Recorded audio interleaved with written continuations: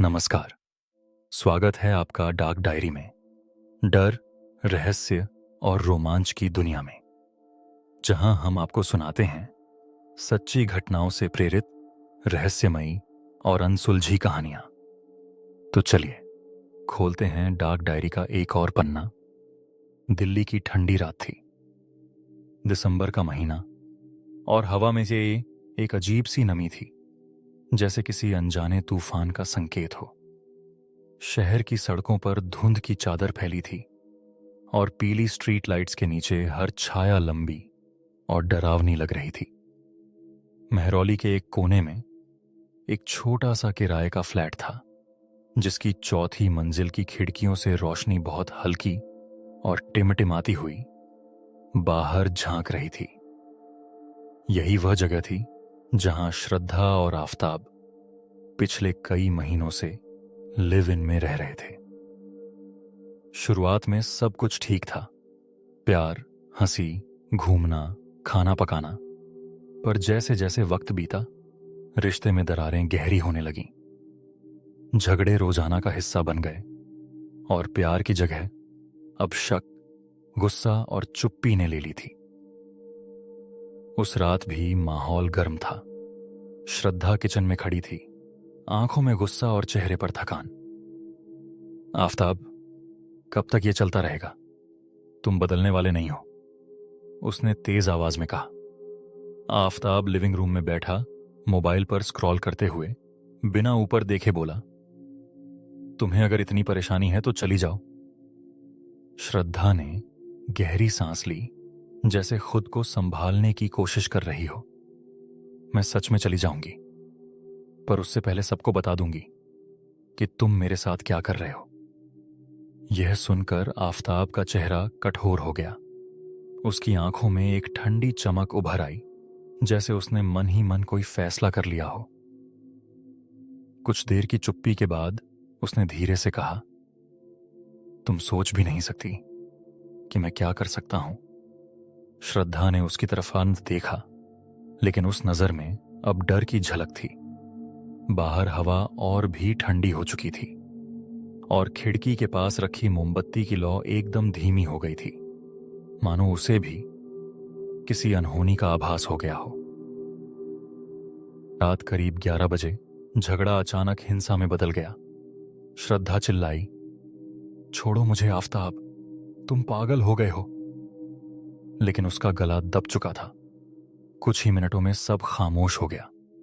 कमरे में सिर्फ घड़ी की टिक टिक और बाहर से आती ठंडी हवा की सिसकियां सुनाई दे रही थीं। आफताब ने अपने कांपते हाथों को देखा। अब वहां श्रद्धा की जिंदगी नहीं थी। लेकिन कहानी यहीं खत्म नहीं होती। असली डर अब शुरू होने वाला था। उसने श्रद्धा के शरीर को ठंडा महसूस किया, फिर उसे बाथरूम में खींच ले गया। अजीब सी खामोशी थी, लेकिन तभी उसने महसूस किया कि कोई उसके पीछे खड़ा है। उसने पलटकर देखा, कोई नहीं, मैं पागल हो रहा हूं, उसने खुद से कहा और काम में लग गया।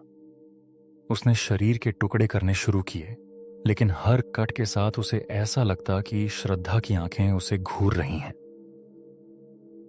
पहली बार उसने यह तब महसूस किया जब उसने उसकी उंगली को अलग किया। उंगली के नाखून में अब भी लाल रंग की पॉलिश चमक रही थी, जैसे वह कह रही हो, तुम बच नहीं पाओगे।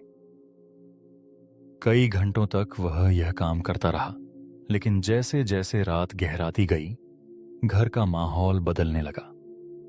किचन में बर्तनों की खनक सुनाई दी, जबकि वहां कोई नहीं था। बाथरूम का नल अपने आप खुल गया और पानी में जैसे किसी की परछाई दिखने लगी। वही चेहरा, वही आंखें। अगले कुछ दिनों तक आफताब ने शव के टुकड़ों को अलग अलग जगह फेंकना शुरू किया, लेकिन हर बार जब वह किसी टुकड़े को लेकर बाहर जाता, उसे लगता जैसे कोई उसके पीछे पीछे चल रहा है। कभी कंधे पर ठंडी सांस का एहसास, कभी कान में फुसफुसाहट, मैं यहीं हूं। पुलिस को श्रद्धा की गुमशुदगी की शिकायत मिली और जांच शुरू हुई, लेकिन आफताब को लगता रहा कि वह सब संभाल लेगा।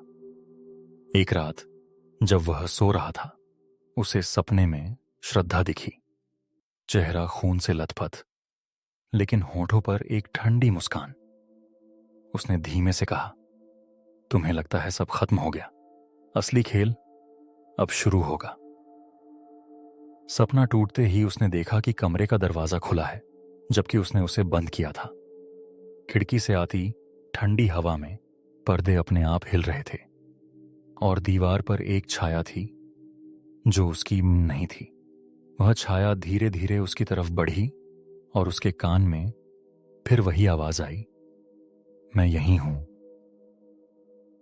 दिन बीतते गए और पुलिस का शिकंजा कसता गया, लेकिन उससे भी ज्यादा डरावना आफताब के लिए वह था जो घर के अंदर हो रहा था। रात में बाथरूम से पानी बहने की आवाज, किचन में बर्तन गिरने की आवाज और कभी कभी बिस्तर के नीचे से किसी के रेंगने जैसी आहट। वह हर समय कांपता रहता। एक दिन उसने आईने में खुद को देखा, लेकिन उसमें उसका चेहरा नहीं, श्रद्धा का चेहरा था जो मुस्कुरा रहा था। उसने डर से पीछे हटने की कोशिश की, लेकिन आईने में श्रद्धा का हाथ बाहर आया और उसके गले को जकड़ लिया। वह चिल्लाया, लेकिन आवाज उसके गले से बाहर ही नहीं आई। पुलिस ने आखिरकार उसे पकड़ लिया। पूछताछ के दौरान वह बार बार कहता रहा, वह अभी भी यहां है, वह मुझे छोड़ नहीं रही। शुरू में पुलिस को लगा कि वह पागल हो गया है, लेकिन जब उन्होंने उसके फ्लैट की तलाशी ली तो वहां एक कोना ऐसा था जहां तापमान बाकी घर से कई डिग्री कम था और दीवार पर उभरे खून जैसे निशान थे, जैसे किसी ने नाखून से लिखा हो, मैं यहीं हूं। जेल में भी आफताब को चैन नहीं मिला। कैदियों ने बताया कि रात में उसकी कोठरी से किसी लड़की की रोने और हंसने की आवाजें आती हैं। एक रात जेल के गार्ड ने देखा कि आफताब को कोई अदृश्य ताकत दीवार की तरफ खींच रही है और वह चीखते हुए कह रहा है, माफ कर दो श्रद्धा। अगले दिन सुबह उसकी लाश मिली, चेहरा नीला पड़ा हुआ, आंखें फटी हुई, जैसे उसने आखिरी बार कुछ बहुत डरावना देखा हो। और कहते हैं आज भी उस फ्लैट में कोई ज्यादा दिन नहीं टिकता। रात में किचन से बर्तन गिरने की आवाजें आती हैं, बाथरूम का नल अपने आप खुल जाता है, और सबसे डरावना, कभी कभी आईने में खड़े होकर अगर आप ध्यान से देखें तो आपके पीछे खड़ी एक लड़की मुस्कुराती है और कहती है, मैं यहीं हूं। तो ये थी आज की कहानी। अगर आपको ये कहानी पसंद आई हो तो लाइक और कमेंट करें, और ऐसी ही कहानियों के लिए डार्क डायरी को सब्सक्राइब करें। मिलते हैं अगली रात एक नए राज और एक नई कहानी के साथ, सिर्फ डार्क डायरी में।